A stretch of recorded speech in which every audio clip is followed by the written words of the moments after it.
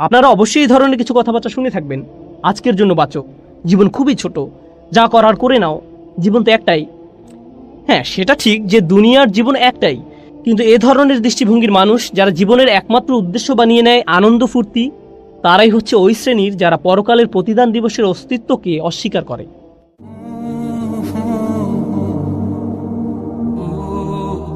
নবুয়তের একেবারে শুরুতে যে বিষয়ে রাসূলুল্লাহ সাল্লাল্লাহু আলাইহি সাল্লাম কথা বলা শুরু করেছিলেন, যেটা থেকে মূলত বিতর্কের শুরু হয়, আপনাদের মনে আছে হয়তো, রাসূলুল্লাহ পাহাড়ের উপর উঠলেন এবং মানুষদের কিছু বলা শুরু করলেন।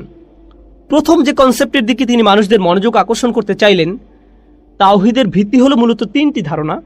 এক, আল্লাহর একাত্মবাদ, আল্লাহ তাআলা একক সত্তা এই ধারণা। দুই, মুহাম্মদ যে আল্লাহর রাসূল অর্থাৎ রিসালাতের ধারণা। তিন, পরকাল। এখন মক্কার মানুষদের জন্য যেটা বড় সমস্যা, সবচাইতে বড় বাধা ছিল, সেটা হচ্ছে এই পরকাল। আপনি মৃত্যুর পর ঠিক সেভাবে জেগে উঠবেন যেভাবে ঘুম থেকে সকালবেলা জেগে ওঠেন। এটা তাদের কাছে কোনোভাবেই গ্রহণযোগ্য ছিল না।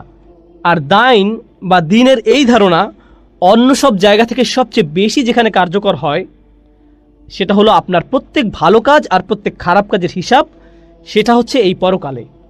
এজন্য আশ-শাওকানি এবং অন্যান্য আলেমগণ এই বিষয়ে মন্তব্য করেছেন, দিন শব্দটি এই আয়াতে পরকালের হিসাব নিকাশ ও পুরস্কারের দিকে ইঙ্গিত করে ব্যবহার হয়েছে। অর্থাৎ তুমি কি দেখেছো সেই ব্যক্তিকে যে পরকালীন প্রতিদান দিবসের এই কনসেপ্ট, তার কাজকর্মের পুঙ্খানুপুঙ্খানু বিচার হবে যেখানে, সেই পরবর্তী জীবনের বিরুদ্ধে মিথ্যা বলেছে? তারা এটা মেনে নিতে পারছিল না। বিষয়টা ভালোভাবে বুঝতে চেষ্টা করুন। আমি আগেও বলেছি, সূরাটি কুরাইশদের দুর্নীতির জারিজুরি ফাঁস করে দেয়। আমরা দুর্নীতির একেবারে রুট লেভেল সম্পর্কে এখান থেকে জানতে পারবো। আসলে আপনি সৃষ্টিকর্তায় বিশ্বাস রাখতে পারেন, ধর্মে বিশ্বাস রাখতে পারেন, কিন্তু যদি আপনার সেই বিশ্বাস দুর্বল হয়, এক্ষেত্রে যে পরকালের জবাবদিহিতা সম্পর্কে আপনার গুরুত্ব নেই, তাহলে আপনার দ্বারা অন্যায় জুলুম হবেই। যদি আপনি ধার্মিকও হন, এমনকি নামাজও পড়েন। এবং আমি একথা কেন বলছি যে যদি আপনি নামাজও পড়েন, কারণ আল্লাহ এই সূরাতে তাদের কথাই বলছেন যারা নামাজ পড়ত, অথচ তারপরেও সাথে জঘন্য অপরাধে লিপ্ত থাকত, আজে বাজে কাজকর্ম করত। কেন? কারণ পরকালে বিশ্বাসের ধারণা তাদের মধ্যে ছিল না। আপনারা হয়তো জানেন, যে কোনো মানুষের জন্য যে বিষয়টি সবার আগে অপরাধ কর্ম থেকে দূরে থাকতে সাহায্য করবে, সেটা হচ্ছে কাজের পরিণতির ভয়। একটি লালবাতি সিগন্যাল, সাথে উপরে ক্যামেরা ফিট করা আছে, এমন হলে তাকওয়া অন্তরে অটোমেটিক সেট হয়ে যাবে, স্বাভাবিক। এইভাবে যে কাউকে থামিয়ে দেওয়া যাবে, কারণ এভাবে পরিণতি ভয়ঙ্কর হতে পারে। আমাকে জরিমানা করা হতে পারে, কিংবা আমি আমার লাইসেন্স হারাতে পারি। পুলিশ অফিসার তো আমার পাশেই দাঁড়িয়ে আছে। আবার মাঝে মাঝে আমরা গায়েবের উপরও বিশ্বাস রাখি। আরে, পুলিশ অফিসার তো আশেপাশেই কোথাও থাকতে পারে, যদি চলে আসে। আল্লাযীনা ইউমিনুনা বিল গায়ব, ঠিক না? অর্থাৎ বিষয়টি হচ্ছে, যদি আপনার অন্তরে এই ধারণা দৃঢ় থাকে যে অপরাধের দরুন আপনাকে পরিণতি ভোগ করতে হবে, কিংবা কাজের প্রতিদান দেয়া হবে আপনাকে, তাহলে আপনি অপরাধ থেকে দূরে থাকবেন, অথবা আপনি পুনরায় আবার চিন্তা করবেন। তাই আল্লাহ তাআলা সূরাটি শুরু করেছেন, তুমি কি দেখেছো সেই ব্যক্তিকে যে প্রতিদান দিবসের এই ধারণার বিরুদ্ধে মিথ্যা বলে? আবারও চলুন আমরা দুটি বিষয় একত্র করে নেই। সে এটার বিরুদ্ধে মিথ্যা বলছে, মানে তার মনের কোনো এক কোণায় অবশ্যই এই ধারণা মজুদ আছে যে হয়তো আমাকে কাজের ফলাফল ভোগ করতে হবে, কিন্তু সে মনের এই চিন্তাকে উড়িয়ে দেয় এবং এটা নিয়ে হাসি ঠাট্টা করে। আচ্ছা, তোমরা তাহলে জাহান্নামকে ভয় করছো? ওখানে তো অনেক গরম না? জান্নাতে গেলে কি কি পাবে তোমরা? এরপর জান্নাত নিয়েও তারা ঠাট্টা করে। কিন্তু তাদের মনের কোথাও না কোথাও এই প্রশ্ন ঘুরে ফিরে আসেই, হয়তো মৃত্যুর পরেও কোনো জীবন আছে যেখানে জবাবদিহি করতে হবে। কিন্তু হঠাৎ জেগে ওঠা মনের এই চিন্তাকে তারা মনের মধ্যেই কবর দিয়ে দেয়, এটা সম্পর্কে মিথ্যা বলে এবং নিজেদের নিত্যদিনের জীবনযাপন নিয়ে এগিয়ে যেতে থাকে, কারণ তাদের কাছে এসব নীতিচিন্তার কোনো পাত্তা নেই। আর হ্যাঁ, এই সূরাটি সেই সমস্ত লোকদের নিয়ে আলোচনা করছে যারা বেপরোয়া, কোনো কিছুতেই যাদের কোনো কিছু যায় আসে না। সামনে আমরা বিষয়টি আরও ভালোভাবে বুঝবো ইনশাল্লাহ। অফি কালামি হাতফুন আল মানা। আর এই বর্ণনার বাচনভঙ্গির দ্বারা যা বোঝা যায়, এই বর্ণনা ভঙ্গির পেছনে আছে বিশেষ উদ্দেশ্য। মাঝে মাঝে আল্লাহ অনেক ছোট বাক্য বলেন, কিন্তু লাইনগুলোর ফাঁকে ফাঁকে আরও বেশ কিছু বক্তব্য থাকে। আরবিতে এটাকে হাতফ বলে, অর্থাৎ বিশেষ কোনো কাজ, মিশন। তো আমরা এটাকে ব্যাখ্যা করব এবং আলেমদের বিভিন্ন মত দ্বারা আল্লাহ কী বোঝাতে চাচ্ছেন তা ক্লিয়ার করবো ইনশাআল্লাহ। আর আইতাল্লাযী ইউকাযযিবু বিদ্দীন, তুমি কি দেখেছো সেই ব্যক্তিকে যে শেষ বিচারে এই কনসেপ্টকে মিথ্যা বলে? সে কি সঠিক নাকি ভুল? সে কি সত্য পথে আছে নাকি মিথ্যায়? তুমি কি ভেবে দেখেছো তার অবস্থাটা? এটা হচ্ছে পরিপূর্ণ অর্থ উপরের আয়াতে যা বোঝানো হচ্ছে। ওয়ালিদ ইবনে মুগিরা, আস ইবনে ওয়াইল, আখনাস ইবনে শুরাইক, আবু জাহল, আবু লাহাব ইত্যাদি মানুষরা এই আয়াতের গণ্ডির ভেতরে পড়ছে। এবং সাধারণ অর্থে বর্তমানের অসংখ্য মানুষ যাদের এমন মেন্টালিটি আছে এবং দেখা দ্বারা এখানে যা বোঝানো হচ্ছে একভাবে বুঝলে এটার অর্থ দ্বারা আক্ষরিকভাবেই দেখা বা চর্মচক্ষু দ্বারা দেখা। অর্থাৎ রাসূলকে সাধারণভাবে জিজ্ঞেস করা হচ্ছে, তোমার চোখ কি ওই লোকদের কর্মকাণ্ড পড়েনি? তোমার চোখে কি ওই সমস্ত লোকদের কর্মকাণ্ড পড়েনি? অর্থাৎ সরাসরি দর্শনের কথা বলা হচ্ছে। কিন্তু অন্য মত থেকে জানা যায় এই দেখা দ্বারা চিন্তা ভাবনার কথা বোঝানো হচ্ছে। তুমি কি এই লোকদের পরকালকে মিথ্যা বলার দাবিটি চিন্তা করে দেখেছো? একটা হচ্ছে আক্ষরিক অর্থে দেখা, আরেকটা হচ্ছে অলংকারিক অর্থে দেখা। যেমন আগে উদাহরণ দিয়েছি, আমি যদি বলি আমি দেখেছি আপনাকে, মানে বোঝায় আসলেই আপনাকে দর্শন করেছি। কিন্তু কোনো ঘটনা বর্ণনা করার পর যদি বলি ও আই সি, মানে এখানে দেখা দ্বারা বোঝাচ্ছে যে আমি বুঝলাম। এই দেখা চোখের দেখা না, বরং মনের দেখা, অর্থাৎ অলংকারিক দেখা। তুমি কি বুঝতে পারছো সেই ব্যক্তিকে যে প্রতিদান দিবসে ধারণাটির বিরুদ্ধে মিথ্যা বলে? এরপর আসুন দ্বিতীয় বিষয়টি, আর আইতা, তুমি কি দেখেছো, তুমি কি চিনতে পেরেছো সেই ব্যক্তিকে যে পরকালীন বিচার হওয়ার এই ধারণার বিরুদ্ধে মিথ্যা বলে? সে কেমন মানুষ? তুমি কিভাবে এমন মানুষকে চিনবে?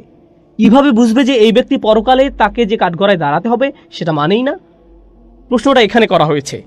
সাধারণত এই ধরনের প্রশ্ন হয় এমন যেটা শুনে আপনার মনে হবে যে এটার উত্তর তো আমি আগে থেকেই জানি। কিন্তু এই সূরাটিতে আল্লাহ তাআলা এখানে উত্তর দিয়ে দিচ্ছেন।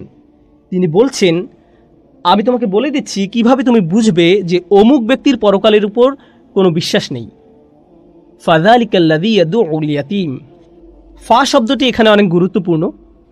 ফা অর্থাৎ তারপর।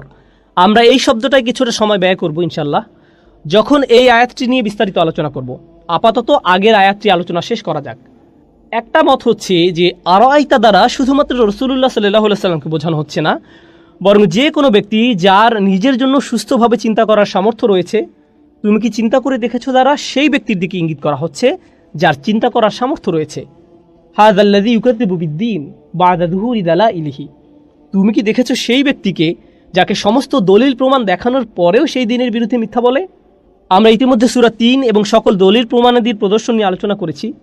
আল্লাহ বলছেন, এখন তুমি আর কিভাবে অস্বীকার করবে? ফামা ইউকাযযিবুকা বা'দু বিদ্দীন।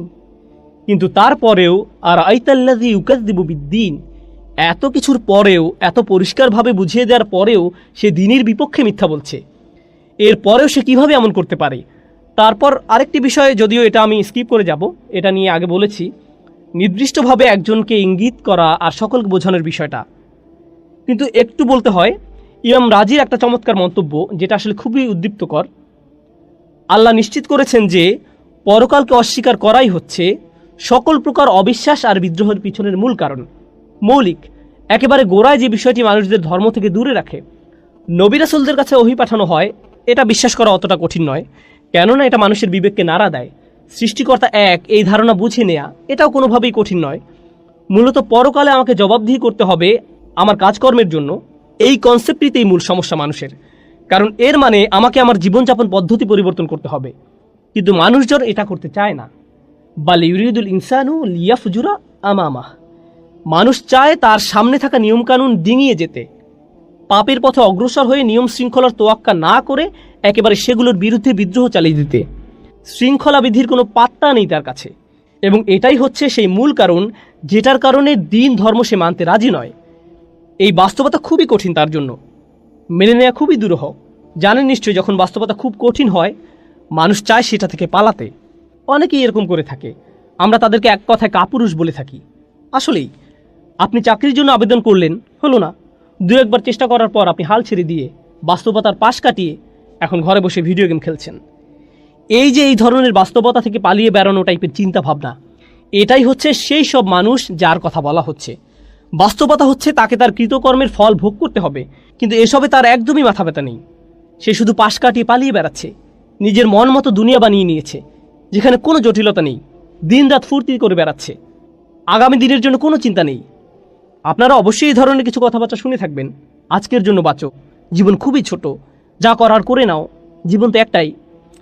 হ্যাঁ, সেটা ঠিক যে দুনিয়ার জীবন একটাই, কিন্তু এ ধরনের দৃষ্টিভঙ্গির মানুষ যারা জীবনের একমাত্র উদ্দেশ্য বানিয়ে নেয় আনন্দ ফুর্তি, তারাই হচ্ছে ওই শ্রেণীর যারা পরকালের প্রতিদান দিবসের অস্তিত্বকে অস্বীকার করে। এই আলোচনাটি হলো ৬২তম সূরা জুমার প্রথম অংশ নিয়ে। আমার অধ্যয়নের সময় যখন আমি এই কয়েকটি আয়াত অধ্যয়ন করেছি, এগুলো আমাকে বিশেষভাবে প্রভাবিত করেছিল। কারণ আমার মনে হয়েছিল যেন এই আয়াতগুলো কোরআনের পথে এবং ইসলামের পথে আমার নিজের যাত্রারই সারসংক্ষেপ। আমি যেভাবে নিজের ভিতর পরিবর্তন অনুভব করেছি আর যেভাবে আমার জীবনের বাহ্যিক দিকের পরিবর্তন এসেছে, সেটা ছিল একটা প্রক্রিয়ার অংশ। আর পরিবর্তনের সেই প্রক্রিয়াটি আসলে খুব চমৎকারভাবে বর্ণিত হয়েছে সূরা জুমার এই শুরুর আয়াতগুলোতে। আর আপনাদের সাথে এটা শেয়ার করাই আজকে আমার উদ্দেশ্য। আমি শুধুমাত্র লেকচার দিয়ে যেতে আগ্রহী নই। তো এখন আমি আপনাদের সাথে আলোচনা কয়েকটি বিষয় নিয়ে শুরু করব। আর আশা করছি ইনশাআল্লাহ আপনারা আমার সাথেই থাকবেন এবং বিষয়গুলো বুঝতে পারবেন পর্যায়ক্রমে সুশৃঙ্খলভাবে। আমি বিষয়গুলোকে আজকে সুশৃঙ্খলভাবে উপস্থাপন করতে চাই, যাতে আপনারা বিষয়গুলো সহজেই মনে রাখতে পারেন, যা আপনারা এত ভালোভাবে অনুধাবন করবেন যে তখন আপনারা নিজের ভাষায় তা অন্যদেরকে বোঝাতে পারবেন ইনশাআল্লাহ। আমাদের রাসূল সাল্লাল্লাহু আলাইহি সাল্লামকে সর্বশ্রেষ্ঠ মিশন দিয়ে পাঠানো হয়েছে, যা কোনো মানুষকে কখনো দেয়া হয়নি। আর দ্বিতীয় আয়াতে সেই সম্পূর্ণ মিশনটির সারসংক্ষেপ করা হয়েছে 4টি কাজের মাধ্যমে। এগুলো হলো সেই 4টি কাজ যা রাসূল সাল্লাল্লাহু আলাইহি সাল্লামকে করতে হয়েছিল, যে পরিবর্তন তিনি এনেছিলেন তার জন্য। আর এই আলোচনার শেষে সর্বশেষ যে আলোচনা আপনাদের সাথে করব তা হলো আমার এবং আপনার পরিবর্তনের ক্ষেত্রে আলোচিত এই সকল শিক্ষার ভূমিকা। নিজেকে পরিবর্তনের জন্য কোরআনে বর্ণিত এই 4টি পদক্ষেপ, যার আলোকে আমি আজকের আলোচনার নামকরণ করেছি। মূলত তাই থাকবে শেষের দিকে। কোরআন থেকে এই শিক্ষাগুলো আমরা শিখব এবং শেষে তা থেকে নির্যাস বের করে আমাদের নিজেদের জীবনে প্রয়োগ করব। তো আসুন শুরু করি সেই ভূমিকা দিয়ে। তো আসুন প্রথম আয়াতটি দিয়ে শুরু করা যাক। বিসমিল্লাহির রহমানির রহিম। ইউসাব্বিহু লিল্লাহি মা ফিস সামাওয়াতি ওয়া মা ফিল আরদিল মালিকিল কুদ্দুসিল আজিজিল হাকিম। আমি আপনাদের জন্য সরল অনুবাদ করছি। আকাশ এবং পৃথিবীর সব কিছু আল্লাহর পারফেকশন ঘোষণা করছে এবং তারা এটা করে যাবে। তিনি রাজা, পবিত্র, কর্তৃত্বের অধিকারী, বিজ্ঞ। এটা সরল অনুবাদ, যার মধ্যে আমি মনোযোগ দিব আল্লাহর এই 4টি নামের উপর। তারপর আমরা এগুলো নিয়ে কিছুটা বিস্তারিত আলোচনা করব। আরও একবার সরল অনুবাদ করি। আকাশের সবকিছু এবং পৃথিবীর সবকিছু ঘোষণা করে এবং ঘোষণা করতে থাকবে আল্লাহর পারফেকশন, যিনি রাজা, পবিত্র, কর্তৃত্বের অধিকারী, বিজ্ঞ। রাজা, পবিত্র, কর্তৃত্বের অধিকারী, বিজ্ঞ। তো আসুন এখন এই নামগুলোর প্রত্যেকটি নিয়ে কিছুটা আলোচনা করা যাক। আর আমি যেটা দিয়ে শুরু করতে চাই, এই বিষয়ে ইমাম ফখরুদ্দিন আল রাজির একটা পর্যবেক্ষণ দিয়ে, যিনি আল্লাহর এই 4টি নাম নিয়ে একসাথে চিন্তা করেছেন। আর তার মতে যে জিনিসটা এই 4টি নামকে একসাথে যুক্ত করেছে তা হলো প্রত্যেকটি নামই এর নিজস্ব ভঙ্গিতে আপনাকে আল্লাহর আরও কাছে নিয়ে যাবে। প্রত্যেকটি নামই আপনাকে আল্লাহর প্রতি আকৃষ্ট করে এবং আপনাকে আল্লাহর সান্নিধ্যে রেখে দেয়। ফখরুদ্দিন আল রাজি এটা বর্ণনা করেছেন। আমি তার ব্যাখ্যা থেকে কিছু উদ্ধৃতি উল্লেখ করছি। আল্লাহর গুণবাচক নাম রাজা বিষয়ে আমি তার ব্যাখ্যা দিয়ে শুরু করছি। أن العظيم لا ينصرف عن مجلس من كان عنده إلا عند انفضاد مجلسه أو إذانه بانصرافهم। যখন আপনি মহিমান্বিত কারো সান্নিধ্যে থাকেন, এই ক্ষেত্রে একজন রাজার সান্নিধ্য, এটা অশোভনীয় যে আপনি সেখান থেকে হঠাৎ করে বের হয়ে আসবেন। আপনাকে রাজকীয় সান্নিধ্যের সম্মান দেওয়া হয়েছে। আপনি আমন্ত্রিত হয়েছেন কোনো প্রাসাদে। তখন আপনি কোনো রেস্টুরেন্ট বা ট্রেন স্টেশন অথবা সিনেমা হলে বসে নেই যে আপনি উঠে চলে আসলেন। যেহেতু আপনি একজন রাজার সান্নিধ্যে রয়েছেন, আপনাকে যথাযথ শিষ্টাচার এবং নিয়মকানুন মেনে চলতে হবে। আমার নিজের এই বিষয়ে কিছুটা অভিজ্ঞতা আছে। আমার সুযোগ হয়েছে কয়েকজন প্রেসিডেন্ট এবং কয়েকটি দেশের রাজপরিবারের সদস্যদের সাথে সাক্ষাৎ করার। আপনি তাদের সাথে সাক্ষাৎ করার আগে সবসময় একটা প্রোটোকল টিম থাকে। তারা বলে দেয়, এভাবে আপনি প্রেসিডেন্টের সাথে দেখা করবেন, এভাবে আপনি রাজাকে সম্ভাষণ জানাবেন, এখানে আপনি বসবেন, প্রথমে এটা করবেন, তারপর সেটা করবেন। কথোপকথনের মাঝখানে আপনি ফোন হাতে নিয়ে এভাবে কথা বলতে পারবেন না। এক্সকিউজ মি, রাজা, আমাকে একটা ফোন রিসিভ করতে হবে। না, এটা সম্ভব না। আল রাজি যা বোঝাতে চাচ্ছেন তা হলো আপনি হতবাক হয়ে যান এই ভেবে যে আপনি আল্লাহর রাজকীয় সান্নিধ্যে আছেন এবং আপনি সেই মহিমান্বিত সান্নিধ্য থেকে দূরে চলে আসতে বিব্রত এবং লজ্জিত বোধ করবেন। আপনি এতটা সম্মানিত বোধ করছেন যে সেখানে আপনি পৌঁছাতে পেরেছেন। কেন আপনি চাইবেন সেই নৈকট্য ছেড়ে আসতে? আপনার মন চাইবে না সেই নৈকট্য ত্যাগ করতে। তো আল্লাহর এই প্রথম নামটি আপনাকে সেই রাজকীয় নৈকট্যের প্রতি আকৃষ্ট করে এবং সেখানে থাকতে অনুপ্রাণিত করে। আল্লাহর দ্বিতীয় নামটি আল কুদ্দুস, যার সরল অনুবাদ আমি করেছি পবিত্র। আল রাজি এ বিষয় বলছেন, আল মুনাজ্জাহু আনিন নুকস ওয়া হুয়া ইউরগাবু ফি হাদরাতিহি। এটা বোঝায় এমন ব্যক্তিকে যিনি সকল ত্রুটি থেকে মুক্ত। আর যেহেতু সেই ব্যক্তি ত্রুটি থেকে মুক্ত, সে হয় পরিশুদ্ধ, খাঁটি চরিত্রের অধিকারী। সবাই এই ধরনের সত্তার সান্নিধ্য কামনা করে। আরও সহজ করে বলছি, মানুষ বিশুদ্ধ চরিত্র পছন্দ করে। আমরা এ ধরনের মানুষ ভালোবাসি, যারা তাদের কথায়, তাদের আচরণে, তাদের ব্যবহারে পরিশুদ্ধ, তাদের উদারতা পরিশুদ্ধ, তাদের পরামর্শ পরিশুদ্ধ, তাদের একনিষ্ঠতা পরিশুদ্ধ। আপনি এই ধরনের মানুষের দিকে আকৃষ্ট হন। সত্যবাদী মানুষ, সৎ মানুষ, স্বচ্ছ চরিত্রের মানুষ, এই ধরনের মানুষের চারপাশে আপনি থাকতে চান। মানবজাতির স্বভাবগতভাবেই সত্যবাদিতা, পরিচ্ছন্নতা এবং বিশুদ্ধ চরিত্রের দিকে আকৃষ্ট হয়। বাহ্যিক দিক থেকেও আপনি যদি কোনো দূষিত এলাকায় বসবাস করেন, যেখানে রয়েছে ধুলাবালি এবং এ জাতীয় জিনিস, মানুষ সেটা থেকে কোথায় চলে আসতে চায়? প্রাকৃতিক পরিবেশে, যেখানে তারা তাজা হাওয়ার শ্বাস নিতে পারবে, যেখানে তারা বিশুদ্ধ পানি পান করতে পারবে। বিশুদ্ধতা এমন একটা বিষয় যা মানুষকে যেমন আকৃষ্ট করে মানসিক দৃষ্টিকোণ থেকে, শারীরিক দিক থেকেও আমরা বিশুদ্ধতা এবং পরিচ্ছন্নতার প্রতি আকৃষ্ট হই। আমরা ময়লা, অপরিচ্ছন্নতা থেকে দূরে থাকতে চাই। এটা মানব প্রবৃত্তি যা আল্লাহ আমাদের মধ্যে দিয়েছেন। তো আপনি যখন আল্লাহর পরিচয় পান, চূড়ান্ত পবিত্র পরিশুদ্ধ সত্তা হিসেবে তার সান্নিধ্য আপনাকে পরিশুদ্ধ করতে থাকে, তখন আপনি আপনার ভিতরে পরিবর্তন লক্ষ্য করেন।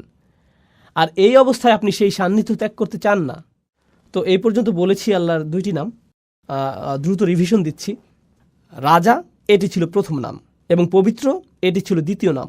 আল্লাহর তৃতীয় নামটি হলো কর্তৃত্বের অধিকারী, আল আজিজ। يعتز الملتفون حوله فمفارقتهم حضرته تفريط في العزة. আমি নামগুলোকে সহজ রাখার চেষ্টা করছি যাতে আপনারা শব্দগুলো মনে রাখতে পারেন। নামগুলো হলো রাজা, পবিত্র, কর্তৃত্বের অধিকারী, বিজ্ঞ। এখন আমরা কর্তৃত্বের অধিকারী নামটিতে আছি। তো আসুন আরবি ভাষা অনুযায়ী আল আজিজ শব্দটি নিয়ে কিছুটা আলোচনা করি। এর মধ্যে আসলে দুইটি অর্থ অন্তর্ভুক্ত। এর একটি অর্থ হলো কর্তৃত্ব, যা আমি ইতিমধ্যে অনুবাদ করেছি, কিন্তু এর অর্থের মধ্যে সম্মান এবং মর্যাদা অন্তর্ভুক্ত। আর আপনি যদি এই দুইটি অর্থকে মিলিত করেন, তখন আল আজিজ যে ধারণাটি প্রদান করে তা হলো এমন কর্তৃত্ব যিনি সম্মানেরও যোগ্য। এটা গুরুত্বপূর্ণ একটা স্বতন্ত্র বৈশিষ্ট্য, কারণ এমন মানুষ আছে যাদের কর্তৃত্ব আছে কিন্তু তাদের কোনো সম্মান নেই। এমন এলাকা আছে যেখানে পুলিশের যথেষ্ট কর্তৃত্ব আছে কিন্তু এলাকার মানুষ তাদেরকে সম্মান করে না। এমন মানুষ থাকতে পারে যার সম্মান আছে, একজন শিক্ষক, কিন্তু তার কোনো কর্তৃত্ব নেই। এরকমও ঘটতে পারে। কিন্তু আল আজিজ হলেন এমন সত্তা যার কর্তৃত্ব আছে এবং তিনি একই সাথে সম্মানিত। আল রাজি বলেছেন কেন এই নামটি আকর্ষণকারী। তার মতে এই সবগুলো নামই কোনো না কোনোভাবে আকর্ষণ সৃষ্টিকারী, তাই না? এগুলো আপনাকে আল্লাহর নিকটবর্তী করে। তিনি বলেন এই গুণটিও রাজার মতো। একজন সম্মানিত এবং কর্তৃত্বের অধিকারী ব্যক্তি আপনাকে আমন্ত্রণ জানিয়েছেন, তার নৈকট্য লাভ করেছেন। আপনি সেই নৈকট্য ছেড়ে আসলে তিনি অসম্মানিত হবেন না, বরং আপনি নিজে অসম্মানিত হবেন। আপনি সেই সম্মান থেকে বঞ্চিত হবেন। আপনি আমন্ত্রণ পেয়েছেন সম্মানিত কোনো ব্যক্তির পক্ষ থেকে, আপনি আমন্ত্রণ পেয়েছেন কর্তৃত্বের অধিকারী কোনো ব্যক্তির কাছ থেকে। তো আপনার তার প্রতি আনুগত্য প্রদর্শন করা, সেখানে গিয়ে অবস্থান করার অর্থ হলো আপনার নিজেকে সম্মানিত করা। তো মানুষ আসলে সম্মানিত হতে পারে আল আজিজের সান্নিধ্য পাওয়ার মাধ্যমে। আর সব শেষে আমি দ্রুত আলোচনা করছি এই লিস্টের শেষ নামটি, আল মালিক, আল কুদ্দুস, আল আজিজ এবং সবশেষে আল হাকিম। রাজা, পবিত্র, কর্তৃত্বের অধিকারী এবং সবশেষে বিজ্ঞ। إذا فارق أحد حضرته فاته في كل آن شيء من الحكمة. চমৎকার কথা। যখন আপনি কোনো বিজ্ঞ ব্যক্তির সান্নিধ্যে থাকেন, তার কাছ থেকে বিজ্ঞতা অর্জন করতে যে কয়টি মুহূর্ত আপনি মিস করেন তাই আপনার জন্য ক্ষতি। প্রতিটা মুহূর্তকে আপনি কাজে লাগাতে চান। আমার এই ধরনের অভিজ্ঞতা আছে, যা হয়তো আপনারও আছে। খুব কম সংখ্যক মানুষই আছে যারা প্রকৃত বিজ্ঞতার উৎস।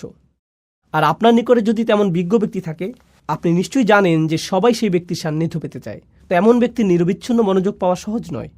আর যদি আপনি তা পান, আপনি চেষ্টা করেন প্রতিটা মুহূর্তকে কাজে লাগাতে, যাতে তার কাছ থেকে পাওয়া সবটুকু বিজ্ঞতাকে ধারণ করতে পারেন। পৃথিবীর বিভিন্ন প্রান্তে কিছু কিছু শিক্ষক আছেন যাদেরকে আমি অনুসরণ করি। আমি ভ্রমণ করে তাদের কাছে যাই, যেখানে গিয়ে কোনো লেকচার দেওয়ার জন্য না, আমি ভ্রমণ করি তাদের সাথে সাক্ষাৎ করার জন্য।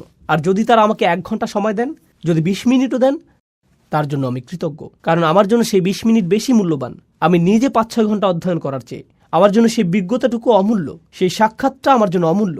তো বিজ্ঞ ব্যক্তির নৈকট্যে প্রতিটা মুহূর্তই মূল্যবান, এবং এটা এমন ঘনিষ্ঠ অন্তরঙ্গ সম্পর্ক কোনো শিক্ষক অথবা বয়স্ক কারোর সাথে, যিনি আপনাকে তত্ত্বাবধান করেন, ভালোবাসেন, এবং এর মাধ্যমে আপনি বিজ্ঞতা অর্জন করতে পারেন। তো এই হলো আল্লাহর 4টি নাম যা এই আয়াতের মধ্যে বর্ণিত হয়েছে: রাজা, পবিত্র, কর্তৃত্বের অধিকারী এবং বিজ্ঞ। এটা ছিল ইমাম রাজির চিন্তা, এবং কিভাবে তিনি নামগুলোকে বিশ্লেষণ করেছিলেন তার বর্ণনা। আমি তার এই বিশ্লেষণের সাথে আমার কিছু চিন্তা যোগ করতে চাই। আমি আপনাদের সাথে যা শেয়ার করতে চাই তা হলো আল্লাহর এই নামগুলোকে আরও সাজানো যায়। 4টি নামকে 2 জোড়ায় ভাগ করা যায়। আর সেই 2টি জোড়া হলো প্রথম এবং তৃতীয় নাম দুটি একরকম, আবার দ্বিতীয় এবং চতুর্থ নাম দুটির মধ্যে মিল রয়েছে। 1 এবং 3, 2 এবং 4। আসুন নাম্বারগুলোর স্থানে নাম বসাই। রাজা এবং কর্তৃত্বের মধ্যে মিল আছে, আর পবিত্র এবং বিজ্ঞতার মধ্যে মিল আছে। তো আসুন এই সম্পর্কে আলোচনা করি। আপনারা অনেকেই হয়তো বুঝতে পারছেন রাজা এবং কর্তৃত্বের মধ্যে মিল কি থাকতে পারে। একজন রাজাই কর্তৃত্বের অধিকারী, আর একজন আদর্শ রাজা সম্মানিত। এই দুইটি নামের মধ্যে আরও অনেক মিল আছে। তারা উভয় দাবি করে আনুগত্যের, তাদের উভয়কেই সম্মান করতে হয়, তাদের আদেশ পালন করতে হয়। আপনাকে স্বীকার করতে হবে তাদের অবস্থান উপরে এখানে, আর আপনি নিচে এখানে। একজন রাজার অবস্থানও অন্য সবার ঊর্ধ্বে। তিনি রাজা আর আপনি একজন প্রজা। আপনার অবস্থান নিচে এখানে। আল্লাহর এই নামগুলো আমার উপর তার কি প্রভাব ফেলে? আমার উপর তাদের প্রভাব হলো তারা আমাকে আল্লাহর প্রতি অনুগত বানায়, বাধ্যগত বানায়, আল্লাহর সামনে বিনয়ী বানায়। তারা আমাকে আল্লাহর ভয়ে ভীত বানায়, তারা আমাকে আতঙ্কিত করে, তারা আমাকে আল্লাহর শক্তিমত্তা এবং মহত্বের স্মরণে অভিভূত বানায় এবং আমার ক্ষুদ্রতা প্রকাশ করে। এটাই এই নামগুলো প্রকাশ করে। কোন দুইটি নাম? আল মালিক এবং আল আজিজ। এগুলো আল্লাহর মহত্ব প্রকাশ করে এবং এর ফলে আমি হয়ে যাই ক্ষুদ্র এবং তুচ্ছ, আমি হয়ে যাই দাস, আমি হয়ে যাই বিনীত এই দুইটি নামের সামনে। কিন্তু আপনি যদি অন্য দুইটি নাম দেখেন, আল কুদ্দুস, আল হাকিম, পবিত্র এবং বিজ্ঞ। প্রথম দুইটি নামের মতো পবিত্রতা, পরিশুদ্ধি দূর থেকে অনুভব করা সম্ভব নয়। পবিত্রতা এবং পরিশুদ্ধি বোঝা যায় যখন আপনি কারো কাছে যান, আপনি দেখতে পান তাদের আচরণ। আবার বিজ্ঞতা হলো এমন জিনিস যখন কেউ একজন আপনার কাঁধে হাত রেখে আপনাকে উপদেশ দান করে, যিনি আপনার অবস্থা উপলব্ধি করেন। আল হাকিম নিয়ে চিন্তা করলে কুরআনে বর্ণিত লোকমান আলাইহিসসালামের একটি ঘটনা আমার মনে পড়ে। লুকমান আলাইহিসসালাম ভালোবাসাপূর্ণভাবে তার ছেলেকে উপদেশ দিয়েছেন। আল্লাহ বলছেন, ওয়ালাকাদ আতাইনা লুকমান আল হিকমাহ, আমি লোকমানকে দিয়েছি বিজ্ঞতা। এরপর তিনি সেই বিজ্ঞতার একটা অংশ তার ছেলেকে দিচ্ছেন। সেই অন্তরঙ্গ, ঘনিষ্ঠ, ভালোবাসাপূর্ণ সম্পর্ক বিজ্ঞতা প্রদানেরই একটা অংশ। আপনি দূর থেকে বিজ্ঞতা অর্জন করতে পারবেন না। আপনাকে কারো সাথে সম্পর্ক তৈরি করতে হবে যাতে তিনি আপনার অবস্থার সাথে সম্পর্কিত উপদেশ প্রদান করতে পারেন। অন্য নামটি আল কুদ্দুস, পরিশুদ্ধ সঙ্গ, পবিত্র সঙ্গ। এমন সঙ্গ যার উপস্থিতিতে আপনি ভালো অনুভব করেন, আপনি প্রশান্তি অনুভব করেন। আমার কাছে আল কুদ্দুস এবং আল হাকিমকে এভাবেও সম্পর্কিত মনে হয়, যখন আপনি পরিশুদ্ধ কারো সান্নিধ্যে থাকেন তখন আপনার হৃদয় পরিশুদ্ধ হতে শুরু করে। আর আপনি যখন বিজ্ঞ কোনো ব্যক্তির সান্নিধ্যে থাকেন তখন তার বিজ্ঞতা দ্বারা আপনার মন পরিশুদ্ধ হতে শুরু করে। তো হৃদয় এবং মন পবিত্র হয় আল কুদ্দুস এবং আল হাকিম দ্বারা। তো দুইটি নাম হলো দূরত্ব সূচক, রাজকীয়, মহিমান্বিত, এমনকি ভয় সৃষ্টিকারী। আর অন্য দুইটি নাম নৈকট্য সূচক, বন্ধুত্বপূর্ণ। তারা আপনাকে কাছে টানে। এটা থেকে মনে হয় যেন এই নামগুলো বোঝায় দূরে কাছে, বারে বারে দূরে রাখা এবং কাছে টানার প্রক্রিয়া চলছে। আমার এবং আল্লাহর মধ্যে সম্পর্কের ক্ষেত্রে এই নামগুলোর যে বিপরীতধর্মী প্রতিক্রিয়া তা আসলে খুবই চমৎকারভাবে কোরআনে বর্ণিত হয়েছে। আর আল্লাহর সাথে আমার সম্পর্কের ক্ষেত্রে এই উভয় অবস্থাই দরকারি। প্রথমে আমি আপনাদেরকে এর একটা উদাহরণ দিতে চাই। এক্ষেত্রে আমার প্রিয় উদাহরণটি হল মূসা আলাইহিসসালামের উদাহরণ। যখন তিনি আগুন দেখতে পেলেন, তিনি ছিলেন তার পরিবারের সাথে, আর তখন তিনি পাহাড়ের উপর আগুন দেখতে পেলেন। তিনি তার পরিবারকে বললেন, তোমরা এখানে থাকো, আমি আগুন দেখতে পেয়েছি, সম্ভবত আমরা সেখান থেকে পথ চলার নির্দেশনা পাব। তিনি বুঝতেই পারেননি যে উপরে গিয়ে তিনি আল্লাহর সাথে কথা বলবেন। যখন তিনি সেখানে গেলেন তখন প্রথম অনুভূতি কি ছিল? আল্লাহ বলেছেন, ইয়া মূসা ইন্নী আনা রব্বুক ফাখলা'আন আলাইক। মূসা, নিঃসন্দেহে আমি তোমার প্রভু, অতএব জুতা খুলে প্রবেশ করো। ইন্নাকা বিল ওয়াদিল মুকাদ্দাসি তুয়া, নিঃসন্দেহে তুমি পবিত্র তুয়া উপত্যকায় আছো। তিনি ভয় পেয়ে গেলেন। আল্লাহ মূসা আলাইহিস সালামের উপর তার প্রভুত্বকে প্রতিষ্ঠিত করলেন। তিনি একজন দাস মাত্র, জুতা খুলে ফেলো, যথাযথ সম্মান প্রদর্শন করো। এটা একটা ভয় সৃষ্টিকারী সম্পর্ক। পরেই আল্লাহ কি বললেন? ওয়া আনা উখতারতুকা ফাসতামি' লিমা ইউহা, এবং আমি তোমাকে মনোনীত করেছি, আমি তোমাকে বাছাই করে নিয়েছি, তোমার উপরে যা নাজিল করা হচ্ছে তা মনোযোগ দিয়ে শোনো। অর্থাৎ আল্লাহ বলছেন, আমি তোমার মধ্যে সম্ভাবনা দেখেছি, এজন্যই তোমাকে মনোনীত করেছি। এখন তিনি মূসা আলাইহিস সালামকে স্বাভাবিক করতে চাইছেন। ইন্নানি আনাল্লাহ লা ইলাহা ইল্লা আনা ফা'বুদনি, নিঃসন্দেহে আমি আল্লাহ, আমি ছাড়া ইবাদতের যোগ্য আর কেউ নেই, আমার দাসত্ব করো। এটা আবারও প্রভুত্ব এবং দাসত্ব ভয় সৃষ্টিকারী সম্পর্ক।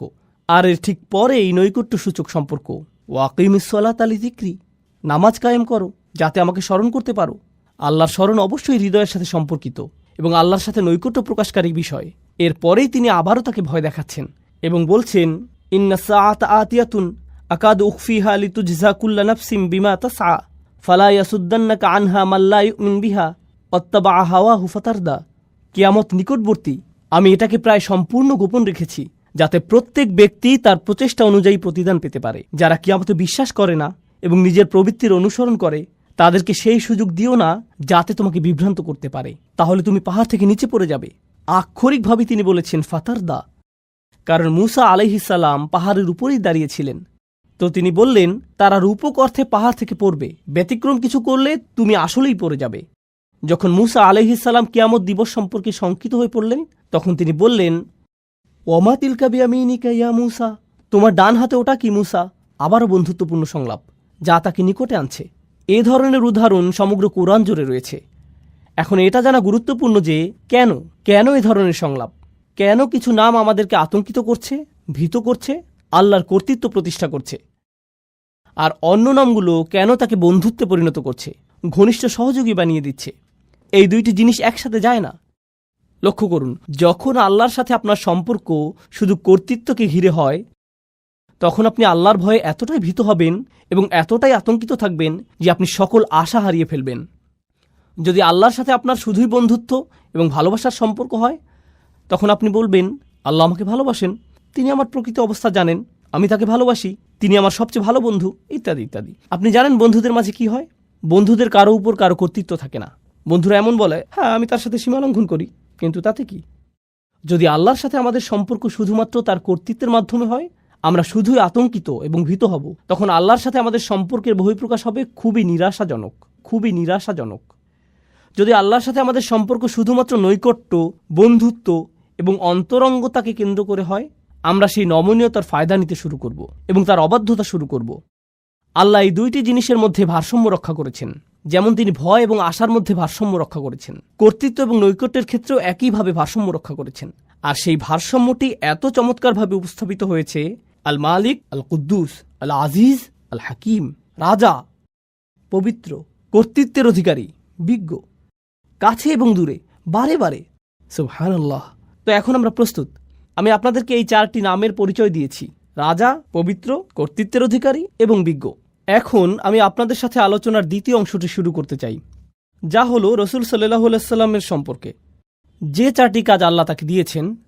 আমি প্রথমে আপনাদের সাথে আয়াতটি পেশ করছি, আর তারপর আমরা এ বিষয়ে কিছুটা বিস্তারিত আলোচনা করব। প্রথমে আমি সরল অনুবাদ উল্লেখ করব।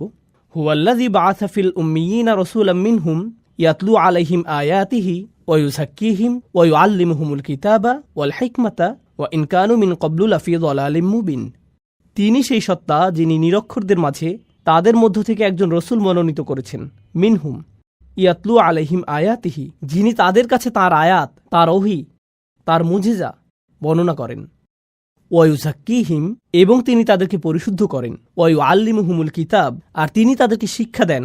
এখানে বলা হয়েছে বই, কিন্তু বই শব্দটি দিয়ে আইন কানুনও বোঝানো হয়। কোরআনে অনেক স্থানে কিতাব শব্দটি আইন শব্দে ব্যবহৃত হয়েছে। তো তিনি তাদেরকে আইন কানুন শিক্ষা দেন, ওয়াল হিকমা, এবং বিজ্ঞতা শিক্ষা দেন। আবারও আমি অনুবাদটি সারমর্ম নিজের ভাষায় বলছি। তিনি সেই সত্তা যিনি নিরক্ষরদের মাঝে তাদের মধ্য থেকে একজন রসুল নিযুক্ত করেছেন, যিনি করেন চারটি কাজ। আর তা হলো, তিনি তাদের কাছে তার আয়াতসমূহ বর্ণনা করেন অথবা মুজিজাসমূহ তাদের কাছে উপস্থাপন করেন, তিনি তাদেরকে পরিশুদ্ধ করেন, তিনি তাদেরকে শিক্ষা দেন আইন কানুন এবং বিজ্ঞতা। ওয়া ইন কানু মিন ক্বাবলু লাফি যালালিম মুবিন, অর্থাৎ যদিও অনেক আগে থেকেই তারা স্পষ্ট বিভ্রান্তিতে ডুবে ছিল, এই লোকগুলো পথভ্রষ্ট ছিল। অনেক শতাব্দী ধরে মিথ্যা উপাস্যদের ইবাদত করা, মূর্তি পূজা করার কারণে তারা ভ্রান্তির মধ্যে ছিল। তো এটাই হলো আয়াতটির সরল অনুবাদ। আবারও বলছি, এখানে চারটি কাজের কথা এসেছে। রসুল সাল্লাল্লাহু আলাইহি সাল্লাম তাদের কাছে আয়াতসমূহ বর্ণনা করেন, পরিশুদ্ধ করেন, তিনি তাদেরকে আইন কানুন শিখান এবং তিনি তাদেরকে বিজ্ঞতা শিখান। এই চারটি কাজ ভালোভাবে বোঝার জন্য প্রথম যে জিনিসটা আপনাদের সাথে শেয়ার করতে চাই তা হলো, অন্য সকল নবীর তুলনায় রসুল সাল্লাল্লাহু আলাইহি সাল্লাম অনন্য দায়িত্বের বোঝা বহন করেছেন। শেষ নবী হওয়ার অর্থ শুধুমাত্র এই না যে তার অবস্থান তালিকার শেষে, এর অর্থ তার বোঝাটি ছিল সবচেয়ে ভারী। মানবতাকে পথ দেখাতে আর কোনো নবী আসবেন না। তো তাকে যে দায়িত্ব দেয়া হয়েছিল এবং তার যা করণীয় ছিল, সেই 23 বছর সময়ে তা শুধুমাত্র তার সরাসরি শ্রোতাদের পরিবর্তনের জন্যই ছিল না, বরং তাকে যা দেয়া হয়েছিল তা অবিরামভাবে মানবজাতিকে সংশোধন করে যাবে কিয়ামত পর্যন্ত। যেভাবে সকল নবী মানবতাকে পরিশুদ্ধ করে গেছেন, আগে যে কাজ সকল নবীরা করে গেছেন, এখন তা পালন করতে হবে এই একজন নবীর দ্বারা, তাদের সবার জন্য। কিয়ামত পর্যন্ত যত জাতি আসবে, যত প্রজন্ম আসবে, যত সমাজ আসবে, কিয়ামত পর্যন্ত যত জাতি আসবে, এই বোঝাটি আমাদের রাসূল সাল্লাল্লাহু আলাইহি সাল্লামকে বহন করতে হয়েছিল। আর এই সব কিছুর উপর নবীদেরকে দেয়া হতো চমকপ্রদ সব মুজিজা, সমাজে পরিবর্তন সাধন করার জন্য, মানুষকে সঠিক পথে আনার জন্য। যেমন মুসা আলাইহিস সালাম এবং তার লাঠির ঘটনা। কিন্তু আমাদের নবীকে শুধু কোরআনই দেয়া হয়েছিল, তাকে অন্য কিছু দেয়া হয়নি। এই 4টি কাজের ধারাবাহিকতা এবং সৌন্দর্য বিস্তারিত বোঝার জন্য আমি এই আলোচনা শুরু করতে চাই একটি উপমার মাধ্যমে। আর আমার মনে হয় এই উপমাটির মধ্যে আয়াতের মূল বিষয়গুলো চলে আসবে। অনেক আগের অনুন্নত এক গ্রামের কথা কল্পনা করুন, যাতে তেমন একটা সভ্যতার ছোঁয়া লাগেনি। যারা সেখানে বসবাস করে তাদের তেমন কোনো আইন কানুন এবং অবকাঠামোও ছিল না। আর তারা একদিন একটি বাহিনীকে আসতে দেখল, যেখানে ছিল সুসজ্জিত ঘোড়া, পোশাক পরিহিত সৈনিক, তাদের সাথে রাজদূতও এসেছেন।